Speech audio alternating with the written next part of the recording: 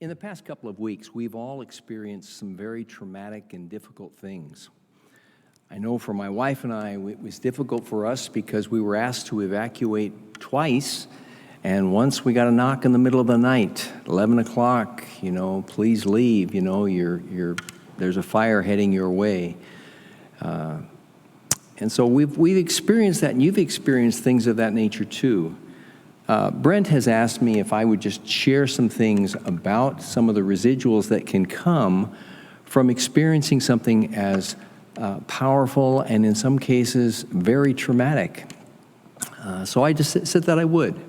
So let me cover a few things with you. This will only take about 10 minutes, but maybe it'll give you some insight as to what are some of the things and some of the repercussions of experiencing traumatic events. If you get a bang on the door, as I said, you've got 15 minutes or less to pack your belongings to evacuate. You're responsible for your children, for yourself as well. Perhaps you can't get in touch with your husband. Perhaps he hasn't responded to your texts. Your phone goes off and declares a warning. You have to get out. You have to evacuate. You have to make a multitude of decisions in a very, very short amount of time. That can have tremendous emotional repercussions. And after it's over, what are some of the things that you can experience? Well, you don't sleep as well. It's not as restful. You have difficulty focusing, perhaps difficulty concentrating. Sometimes your chest can get tight. Sometimes you can have headaches, even heart palpitations. There can be a number of different repercussions a person can feel. Now, let me talk to you a little bit about this whole subject of anxiety and what creates that, okay? And this is the world of anxiety. Anxiety is a Latin word. It literally means anxious or a condition of agitation and distress. And it's been around for hundreds of years, literally hundreds of years. But I want to go over with you briefly, what's the difference between fear and anxiety? If you have fear, there's a specific concrete or external object or situation that you're dealing with. And so fear is directed towards something like fear of snakes or fear of the dark or fear of heights, there's something specific that you can attach it to. Anxiety is different in that anxiety is all-encompassing. Anxiety covers the whole body. Emotional reactions, physical reactions, psychological reactions. That's the nature of anxiety. If you can clip. Now, there's a continuum that goes along with anxiety, and I want to make clear here that even though I've put this together in this manner, this is not necessarily the exact order in which this continuum falls. What I'm just trying to illustrate is there are different levels of anxiety. You can worry. Now, a lot of times people will say, well, Christians shouldn't worry, and Christians don't worry. I don't worry. I have gotten radically concerned, but I don't worry. No, let's not pretend. We do worry. And I read a definition of worry one time that said, worry stems from a determination to have your own way. And boy, that made sense to me. Anytime I'm worrying, if I had my druthers, I would have done something differently. But worry, one of the elements and one of the things that's tied to worry sometimes can be those who have perfectionistic tendencies. Because perfectionism has a very low level of anxiety in there, but it's still there. And so it's kind of on that continuum of anxiety as well. And then you can have anxiety, which affects your whole physical being, emotionally, relationally, psychologically, physically. And then there can be acute stress disorder. And that's what I want to talk to you about in just a minute. But acute stress disorder can then graduate into an anxiety disorder, which means it's something that plagues you, something that really affects you day in and day out. And that can lead to panic attacks and then a panic disorder, OCD, where a person has obsessive compulsive disorder, where they obsess about a thought they can't get out of their head, so they deal with it by engaging in compulsive behavior. PTSD, which may be a reality for some people who have gone through what we've gone through in the last couple of weeks. and then perhaps even to phobias. So all of that is on a large continuum, okay? But I want to focus just there on the acute stress disorder. Acute stress disorder, some of the symptoms of that are hypervigilance. Now, the best description I have for hypervigilance is like a deer who's very guarded, who's very hypervigilant, always on guard, watching for anything that could bring danger. And you can have hypervigilance. You can have an inability to focus. You can have a sleep disturbance or irritability and angry outbursts. There can be a number of reactions to acute stress disorder. Another thing about acute stress disorder is what causes it. Now, this is fascinating because when your body is under stress, it produces excessive amounts of cortisol. Now, there's good stress, and a certain amount of stress might be okay because as long as it's short, as long as it has a time limit on it. It's stress that stays with us for an extended period of time that causes damage because it creates cortisol, a hormone called cortisol. Adrenaline comes in, all these other hormones are produced, and we have higher blood pressure, higher breathing rate, quickened breathing rates. Numbers of different things can go on in our bodies. And that cortisol drains us of serotonin. It just cannibalizes the serotonin. And serotonin is a mood neurotransmitter. And that's what you have to regulate your moods, to help you to sleep at night, and so on. But if the cortisol comes in and overwhelms that, you have an event where compressed stress is creating what's called an acute stress disorder. Now, I just want to mention this before we move on, and that's that once cortisol is in your body, you say, well, how can I get it out? Well, exercise helps, but another thing that a lot of people don't realize is that tears have a very high content of cortisol in them. And so God, in His infinite wisdom, designed a way for cortisol to exit the body. So those are a couple of ways that can happen. But I just want you to realize that cortisol is produced when there's a tremendous amount of stress, and if it stays there for an extended period of time, it can do a lot of damage. Okay, next slide. Now, it can be exacerbated. What you've experienced could be exacerbated by a number of things. Genetics. You can be genetically loaded for anxiety. If mom had it, if dad had it, if grandma, grandpa, someone else in the family had it, there's a number of issues that literally have genetic links to them. ADHD, ADD, depression, anxiety, bipolar, number of things. And so you want to look at your family system and say, you know what, maybe I came this way from the factory. And that's one of the things that you need to look at when it comes to dealing with anxiety. Number two is perfectionism. As I said before, perfectionism is all about wanting things under control. It's wanting to see things be a certain way, and life doesn't always fit into that neat tiny box, which brings us to the third one, which is that desire for control. And when there's a stressful event, nothing seems to be in control. And that is very, very difficult for us to handle, especially as Americans. We like to control everything. We have books with codes on them, and we figure if we can put a book in there and list all the diagnoses of things and put codes there, then we've got some measure of control over something, when sometimes we really don't. And the next slide, if you will. Oh, previous traumatic experiences, excuse me. I wasn't reading that correctly. If you've had previous traumatic experiences as a child, then you're going to be heightened or hypersensitive to other traumatic experiences. It's almost like if you've been burned or a stick that's been burned and charred, and then the fire goes out, that stick is more prone to being catching fire because it's already had an experience like that. So you can be hypersensitive because of other traumatic experiences. Let me go over with you the characteristics of a traumatic event. Now, for most of us, I think that acute stress disorder would be something that would at least be a possibility. And for some, it could go and graduate even to PTSD.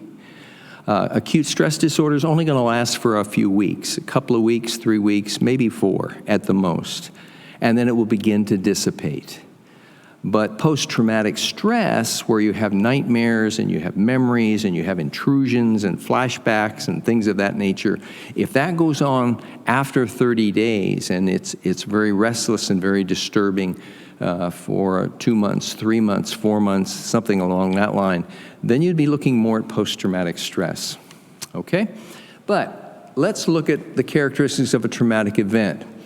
Number one, there's a picture in the client's mind or the mind of the person who's experienced this, an emotionally charged mental picture of that event, and it involves all 5 senses. Now, the key here is this.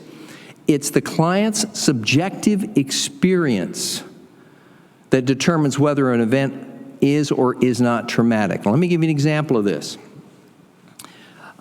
I could look at my wife in labor and say, well, honey, this is easy. You shouldn't be traumatized by something like this. It's not my experience to judge. She's the one going through that. She's the one who determines whether or not this is a traumatic experience or difficult experience. And I'm not the one to step in there because it's not been something that I've had to deal with. So that's something to keep in mind. So if you have that picture, and for some of you, if you've lost your home and you watched it burn, you've got that mental picture, boy, that's really difficult. And it's there. Number 2, if you look at number 2, the timing. It was sudden and unexpected in its timing. And for some people, that suddenness creates a whole different ballgame for them emotionally, relationally, psychologically, physically. Number 3, it's violent. It's perceived as being violent or forceful. If you see a fire rushing in and beginning to lick at the siding of your home and begin to threaten your home, and you watch that begin to happen, or even if you had to evacuate and you did not know if there was going to be a home when you returned, these things are incredibly difficult to handle. Because it's not like we have a file in our brain that's set up that says, your home is about to catch on fire. You know, we know that there's that possibility, but we don't have that filing system set up. Number 4, it's overwhelming. It's too expansive to deal with. It's just an overwhelming experience, something that's almost too big to handle or even get your head around. And the last one on here is safety. It leaves the person feeling that they or their loved ones are unsafe or threatened. And the more you believe you're in danger, the more traumatized you will be. Now, as I said before, for many of us that went through an experience that we have in the last 2 weeks, there could be acute stress disorder as a result of that. For some, they won't have that at all. But for others, there could be PTSD issues involved, but it has to last over 30 days in order for you to look at it as some kind of a PTSD issue at all. So I put some things together on this whole thing of anxiety, and if you'll flick that next slide up there. I put this together on anxiety because I wanted people to see at a glance what some of the symptoms are. And if you go to feelingsunlimited.com, you can see this up close, feelingsunlimited.com. There's a knot in your stomach, or your mind is racing, or there's a lack of appetite, or there's fatigue, a difficulty concentrating, sweating, heart pounding, muscle tension, chest pressure. These are some of the symptoms that can be there if you're experiencing anxiety, real full-blown anxiety about certain things. And they can dissipate and go away, but they could be there for a long time. So here's a full rundown of all of the different aspects of anxiety on this next slide. If you look at this, he goes through it.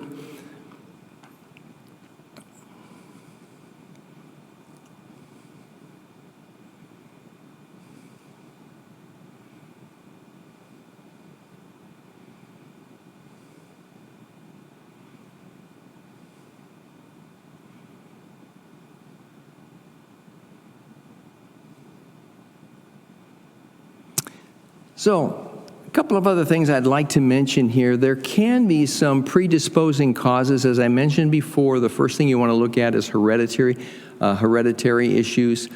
Genetic loading is always a possibility when it comes to anxiety issues or depression issues. And depression and anxiety sleep in the same bed, by the way.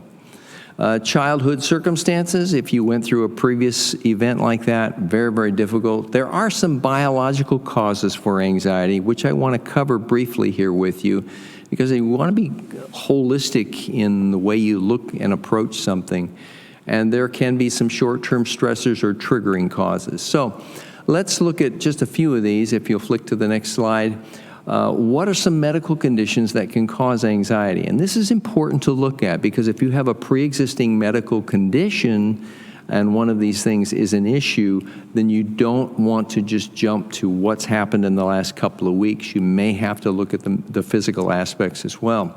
First one, if you could put up there, hyperventilation syndrome. If you can't catch your breath, things are going on like that, that can create anxiety. I think that's pretty much of a given. Next one would be hypoglycemia, low blood sugar, things of that nature. You certainly, that can create anxiety, and that's something that you would want to look at. Hyperthyroidism, that's an overactive thyroid. Your thyroid gland is right here in your neck. And if it helps regulate moods, an underactive thyroid is hypothyroidism. An underactive thyroid, that can create a lot of depression. An overactive thyroid can create anxiety. Next one. Mitral valve prolapse, that's a little valve in the heart. It's not life-threatening usually. It's a valve in the heart that doesn't completely close. And if a doctor listens carefully and finds it, he can say, wait, you have mitral valve prolapse here. It doesn't completely close, and stress can exacerbate that and cause your heart to pound and cause you to feel very, very anxious. It is important to get that diagnosed if you do think you might have that, because if you go to the dentist and they give you a shot of Novocaine without you taking a certain pill, it can cause damage to the heart. So if your heart pounds and when you're under stressful events like that, you want to double check and make sure you don't have mitral valve prolapse, because that can be dangerous if you don't take this certain medication when you go to a dentist. Next one, premenstrual syndrome, that kind of stuff can create anxiety at times for some people, and it's not fun to deal with. Next. Inner ear disturbances, those can create anxiety. When you know our balance is off and things like that, it can create an anxiety issue in our life. Along with, and there are other medical conditions which can cause panic or anxiety. Acute reaction to cocaine, meth, or caffeine. If you've had too much caffeine, your heart can increase in its rate like that, so you can have increased anxiety. Withdrawal from alcohol or sedatives. Any kind of withdrawal from any medication could create anxiety. Parathyroid disease, your thyroid is right here. There's 4 little glands that are about as big as grains of rice. That's your parathyroid, and those things, if they're malfunctioning in any way, that can create anxiety. Post-concussion syndrome. If you have deficiencies in calcium or magnesium or potassium, emphysema, or there's a lung issue where you can't get your breath, any environmental toxins, any of those kinds of things can create anxiety as well. So all I'm saying is you want to look at it holistically and be able to not just jump and say, well, I have this, I have that. Just look at it in terms of physically, emotionally, mentally, everything. So last slide. What can you do? First thing is eat right. 90% of the mood-stabilizing serotonin that your body desperately needs is produced in your gut. So your mother was right, you are what you eat. 10% is produced in your brain, so take care of yourself and what you eat. Eat the right things. Exercise, get plenty of exercise. Get out and breathe some fresh air, go for walks, get plenty of sleep. That's an important thing to do. So those 3 things are essential if you're going to get your body back in shape when you've experienced any kind of trauma. You can reframe your experience. In other words, instead of feeling overwhelmed or helpless by it, you can look at it and say, you know, what lessons can I take from this? What would I do another time? How can I prepare differently? What can I set up another time so that if something like that ever were to occur, I've got some things in place now. And that can help you cope with some of the anxiety issues. Some people have a legacy box that they just grab that. It's got all their important papers in it. Some people have a whole format of what to do, or they come up with an emergency plan. Sometimes those kinds of things are helpful to do. And lastly, the spiritual aspect. We need to keep in mind that God knows that we have fears. God knows that we have anxieties. This is not foreign to Him. And the word fear not is mentioned over and over and over in the Old Testament and in the New, because God knows that our hearts are prone to do that. And so He tells us, don't be afraid, don't be afraid. And we need to learn to grow and trust Him. And when it says in 1 Peter 5:7, casting all your care upon Him because He cares for you, it sounds good. It is good. It is good. And He does want us to bring our concerns to Him. And He can calm our heart like no one else. Well, thank you for listening. Hopefully some of these things might be helpful to you. Again, overcoming some of these things takes a little bit of time, but hopefully within the next few weeks, you'll start feeling better. And if it lingers long after that, after 30, 40, 2 months, something like that, give me a call and we'll sit down and chat about it. Okay? I'll see you then. Bye-bye.